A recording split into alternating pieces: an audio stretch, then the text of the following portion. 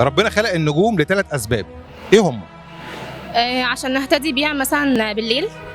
وكانوا زمان في الفلك وكده بيعرفوا تقريبا المواعيد او يحددوا مثلا تقريبا بيحددوا طريقهم بيها. كنت قلت ايه اول واحده؟ عشان تنور لنا يعني بالليل في الصحراء زمان وكده نهتدي بيها. وعشان ربنا خلق النجوم في السماء لثلاث اسباب، قلنا اول حاجه لنهتدي بها. و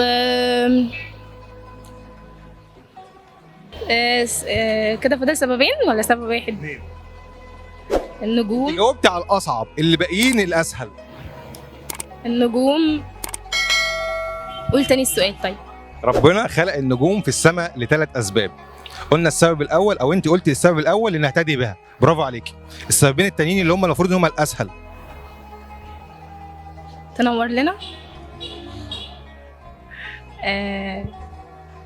طب قول اول حرف. اصل هي اللي نهتدي بيها بس يعني. في سببين تانيين. وهي كانت في الفلك برضو، حاجه تبع الدين مثلا. حاجه في القران والله. حاجه في القران. النجوم في سوره النجم. السؤال ده طب عدى عليك قبل كده؟ لا. متاكده السؤال ده ما عدتش عليك قبل كده خالص؟ محدش سألهولي يعني. يعني المعلومه دي ما عدتش عليك قبل كده اصلا؟ لا.